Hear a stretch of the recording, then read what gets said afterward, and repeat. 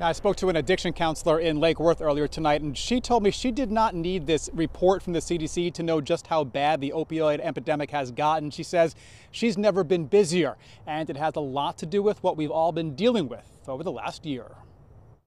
The numbers speak for themselves. In a report released Wednesday, the CDC says from October of 2019 to September of 2020, more than 87,000 people in the U.S. died of a drug overdose.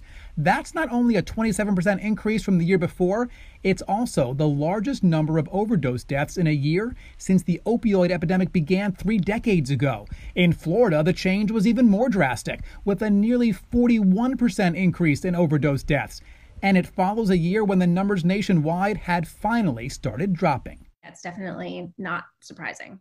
Molly May is the executive director of Retreat Behavioral Health in Lake Worth. She's been an addiction counselor for 11 years. She says the reasons for the increase in overdose deaths are many, but they all come back to the same source: COVID. When you're a person working in recovery, fellowship is a really big part of this. Finding people who understand and who are not judging you for what you're going through, that all got shut down. The isolation of quarantine and social distancing is just one reason, according to May. Another, resources. Treatment centers were forced to close. Medications to help with addiction became harder to find. You have a lot of these people who are, really struggling, and those safety nets were pulled out from under them overnight. And funding that had been spent on fighting opioids was now used to fight the pandemic, leading to so many new users and relapses for those who had been sober for years. And I think that it's really important for us to recognize that people deserve and need care, especially those who are not able to really care for themselves right now emotionally.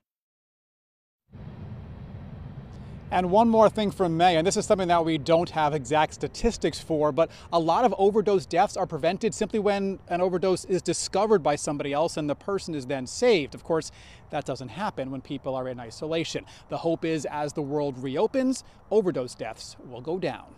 Reporting live, Ari Height, WPBF 25 News.